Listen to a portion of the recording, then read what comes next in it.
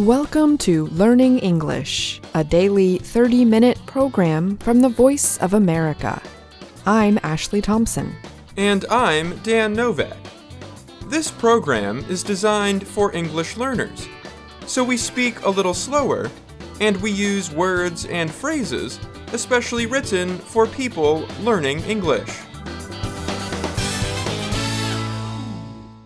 Today, Caty Weaver tells us about a major advancement in protecting very young babies against RSV. Bryan Lynn is here with this week's science report. Finally, we continue our Route 66 journey with a special report on the people along the Mother Road. But first, American Food and Drug officials recently approved the first RSV vaccine for pregnant women. The drug will inoculate the fetus and provide protection from the dangerous lung disease at birth. RSV stands for Respiratory Syncytial Virus. RSV cases fill hospitals with wheezing babies every fall and winter. Pfizer's newly approved vaccine will mean babies can be protected against RSV at birth. Experts say this will guard against severe RSV infections when babies are most vulnerable, from birth through 6 months. The drug is named Abrysvo. The U.S. National Centers for Disease Control and Prevention must issue guidelines or recommendations for use of Abrysvo during pregnancy. Maternal vaccination is an incredible way to protect the infants, said Dr. Elizabeth Schlaudecker of Cincinnati Children's Hospital in Ohio. Schlaudecker was among the researchers in Pfizer's international study of the vaccine. If shots begin soon, she said, I do think we could see an impact for this RSV season. RSV is a minor sickness for most healthy people, but it can be life-threatening for the very young. It swells babies' airways, making breathing difficult. It can also lead to the disease pneumonia. In the U.S. alone, the disease leads to hospital stays for between 58,000 and 80,000 children under the age of 5 each year. It kills several hundred a year. Last year's RSV season was bad in the U.S. It began sickening young children in the summer, far earlier than usual. Babies are born with an underdeveloped defense system. They depend on their mothers for disease protection in the first few months after birth. Here is how the RSV vaccination treatment will work. A single injection late in pregnancy gives enough time for the mother to develop antibodies. These pass to the fetus and are ready to work at birth. It is the same way pregnant women pass along protection against other infections. Pregnant women have long been urged to get flu and whooping cough vaccines and, more recently, COVID-19 shots. Pfizer's study included nearly 7,400 pregnant women and their babies. Maternal vaccination did not prevent mild RSV infection. However, it proved 82% effective at preventing a severe case during the first 3 months after birth. At age 6 months, it still was proving 69% effective against severe sickness. Vaccine reactions were mostly tiredness and pain at the site of injection. In the study, there was a small difference in early birth, just a few weeks early, between vaccinated moms and those given an inactive shot. Pfizer has said that outcome was due to chance. The FDA said to avoid the possibility of early birth, the vaccination should take place between 32 weeks and 36 weeks of pregnancy. The researchers vaccinated the study patients a few weeks earlier in the process. If enough pregnant women get vaccinated, Pfizer predicts the U.S. could prevent as many as 20,000 infant hospitalizations a year and 320,000 doctor visits. The only other way to guard babies from RSV is to give them lab-made antibodies. The U.S. Food and Drug Administration also recently approved a new drug for all infants younger than 8 months. Called Beyfortus, it is a single-dose treatment given before a baby's first RSV season. Sanofi and AstraZeneca made the drug, which is supposed to be available this fall. Schlaudecker, the Cincinnati Children's Hospital doctor, predicts that doctors will try a combination of the treatments when they become available. I'm Caty Weaver.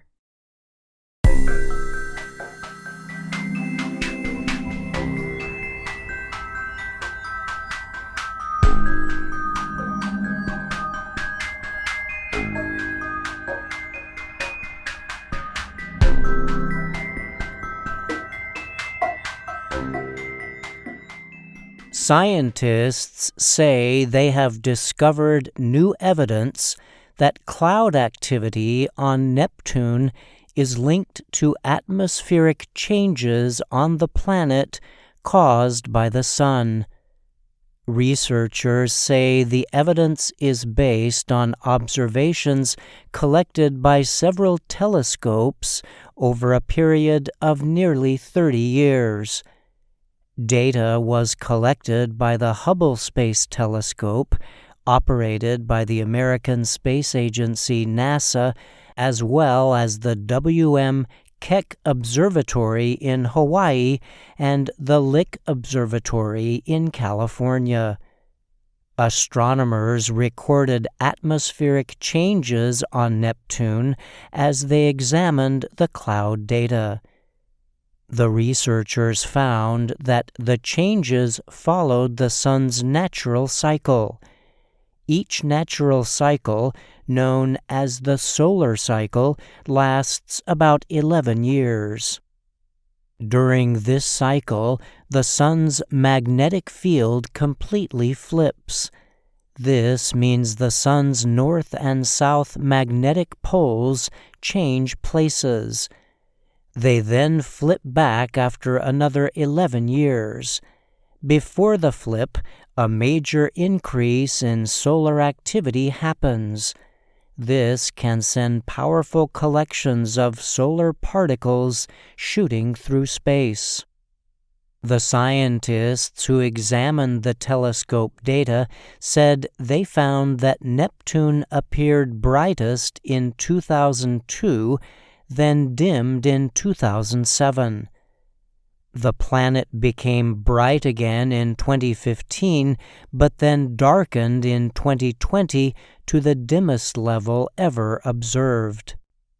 The team said the observations also showed Neptune lost nearly all of its clouds beginning in 2019. Astronomers at the University of California, Berkeley, or UC Berkeley, led the research. They recently reported their findings in a study in the publication Icarus. Imke de Potter is a retired professor of astronomy at UC Berkeley and was the lead writer of the study. She said in a statement she was surprised by how quickly clouds disappeared on Neptune. She noted cloud activity had dropped sharply within a few months. Even 4 years later, the images we took this past June showed the clouds haven't returned to their former levels, said Arandi Chavez. She is a student at Harvard University's Center for Astrophysics who took part in the study while at UC Berkeley. This is extremely exciting and unexpected, Chavez said. She noted the finding was unusual since Neptune's previous period of low cloud activity was not nearly as dramatic and prolonged. Neptune, about 4 times wider than Earth, is the 8th and most distant major planet orbiting our Sun, NASA says. It receives sunlight with only about 0.1% intensity of our planet. For this reason, the researchers found it surprising that Neptune would be heavily influenced by solar activity. The planet also receives intense winds that can blow around clouds. The scientists looked at images captured by the different telescopes. They discovered clear patterns between seasonal changes in Neptune's cloud cover and the solar cycle. The team found that during periods when the sun gave off more intense ultraviolet or UV light, more clouds appeared on the planet 2 years later. De Potter said the newly discovered data provides the strongest evidence yet that Neptune's cloud cover correlates with the sun's cycle. He added the findings support the theory that the sun's UV rays, when strong enough, may be triggering a photochemical reaction that produces Neptune's clouds. Photochemical is a term relating to how chemicals are affected by light. The researchers are continuing to follow cloud activity on Neptune. They noted that the latest images taken of the planet in June 2023 showed clouds starting to return. The team says this finding further strengthens their evidence. This is because the scientists see a link between the increasing cloud cover and the release of intense UV light over the past 2 years. The researchers say further study is needed to confirm their latest results. They say the research will be important not only for learning more about Neptune, but can also help scientists gain a better understanding of how similar planets outside our solar system behave. I'm Bryan Lynn.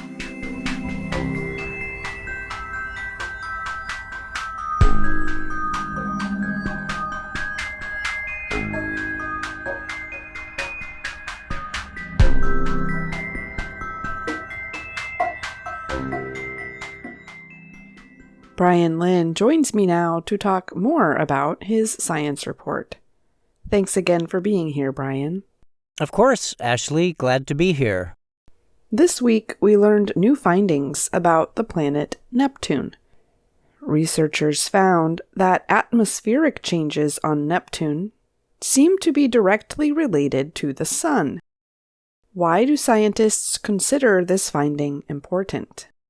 Yes, so the researchers found that Neptune's cloud cover seemed directly related to the solar cycle, which changes every 11 years, and they were able to examine telescope data that showed this connection. And they said their study explained the recent lack of clouds on Neptune, which helped them learn things about atmospheric conditions on the planet, some of which were not known before. And the team also noted their findings can perhaps also help with similar knowledge about other planets, right?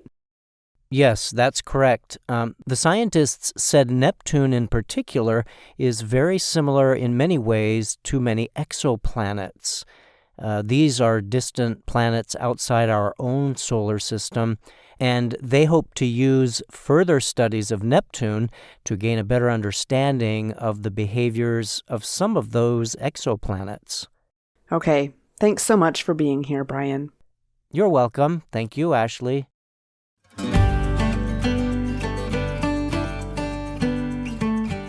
In September of 2015, VOA Learning English traveled along the famous Route 66. The 3,900-kilometer-long highway stretches from Chicago, Illinois, to Los Angeles, California. For the next 2 weeks, you will hear our reports from the road. We tell you about the communities, the people, the food, and the special landmarks that make up the highway that's the best. These stories first aired in late 2015.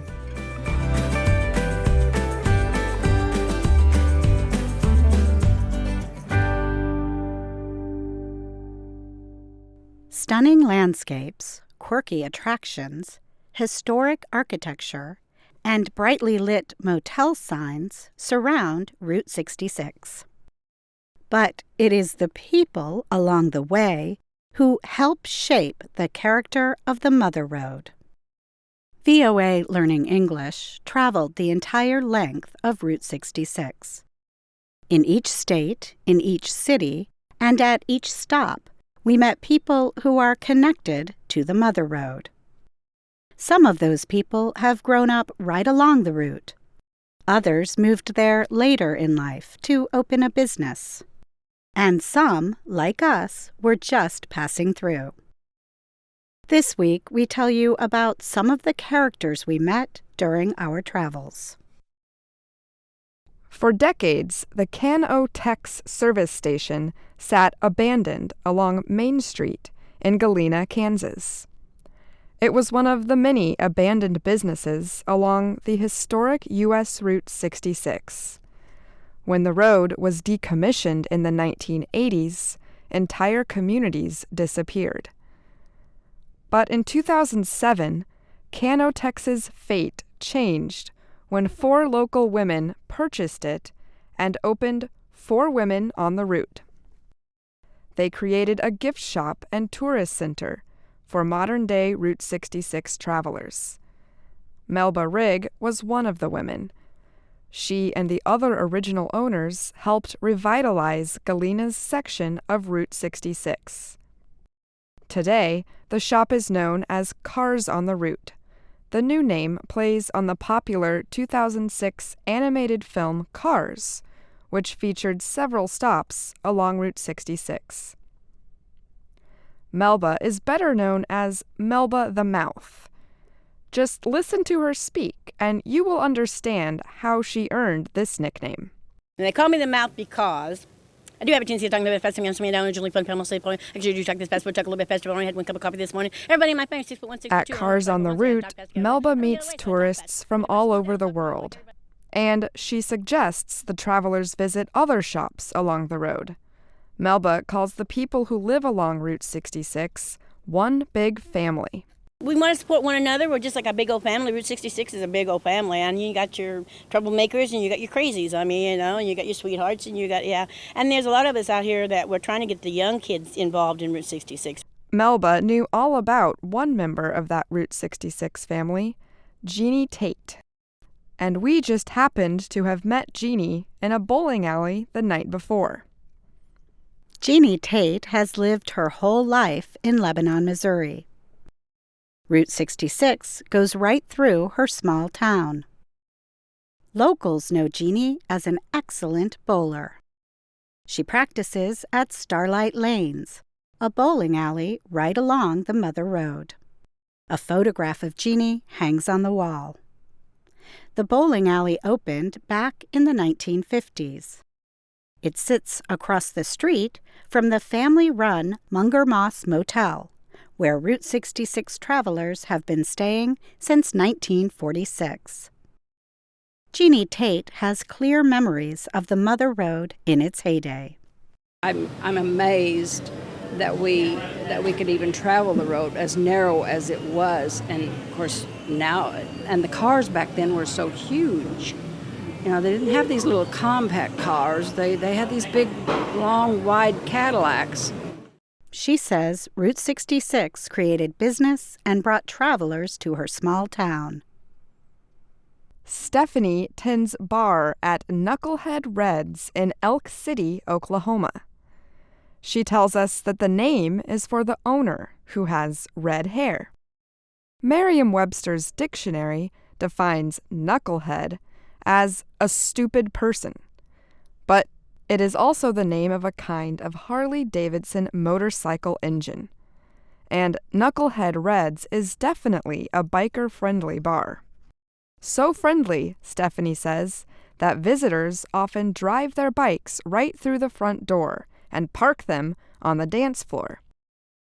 The walls at Knucklehead Reds are covered with gun rights posters and big photographs of country music stars. Stephanie is a transplant from Southern California. She says she loves Elk City and does not miss the West Coast. We met another transplant in Santa Fe, New Mexico. Boris was born in Bulgaria and came to the U.S. years ago. He is a colorful character.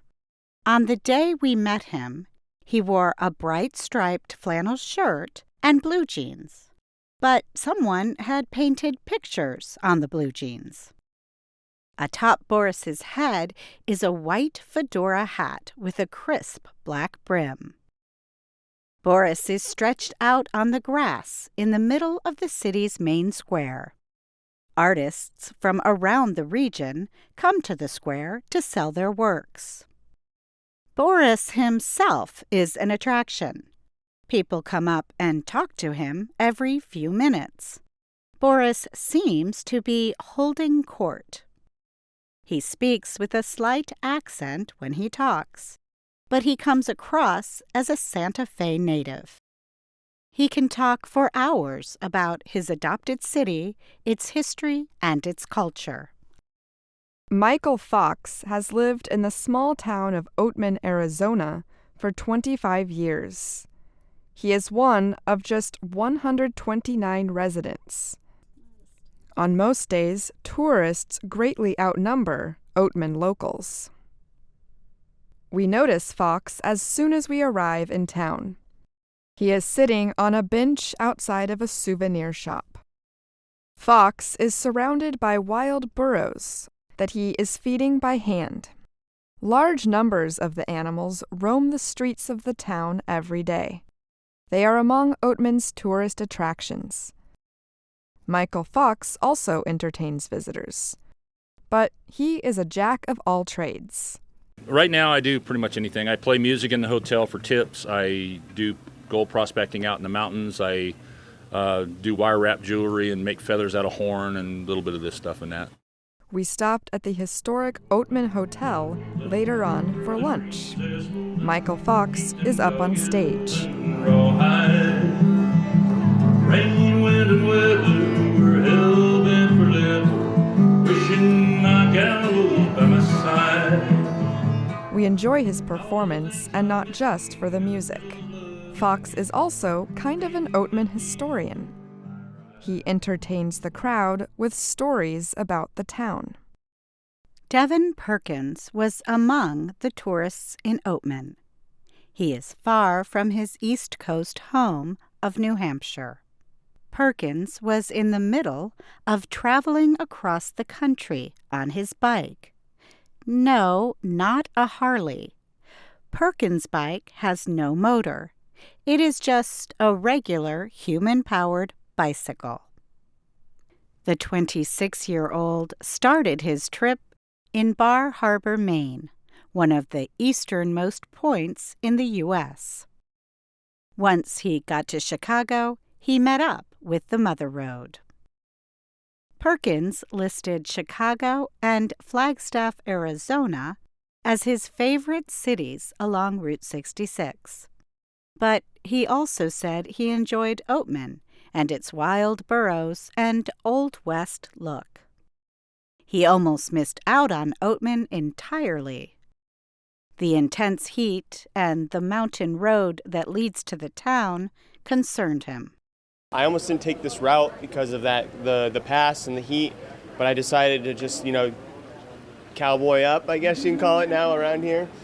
The heat is the toughest part of the ride, the cyclist said, as he took off from Oatman.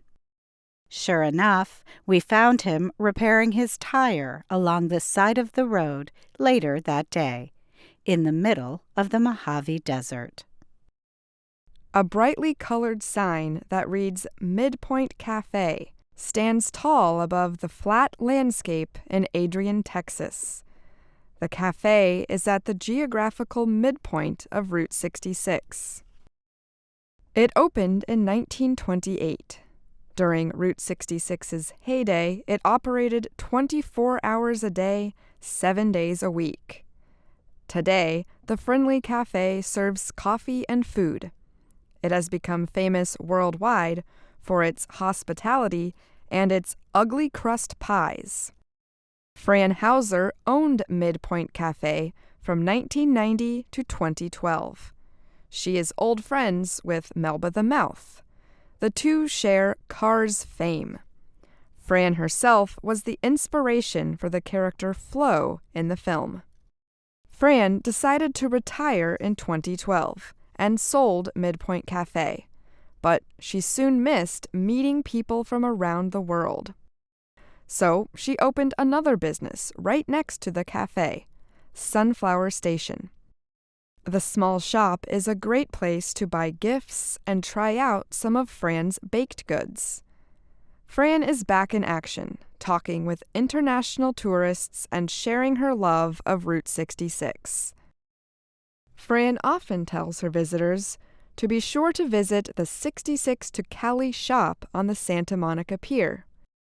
Fran Hauser's friend, Dan Rice, is the owner of that Los Angeles business. He opened 66 to Caty in 2009.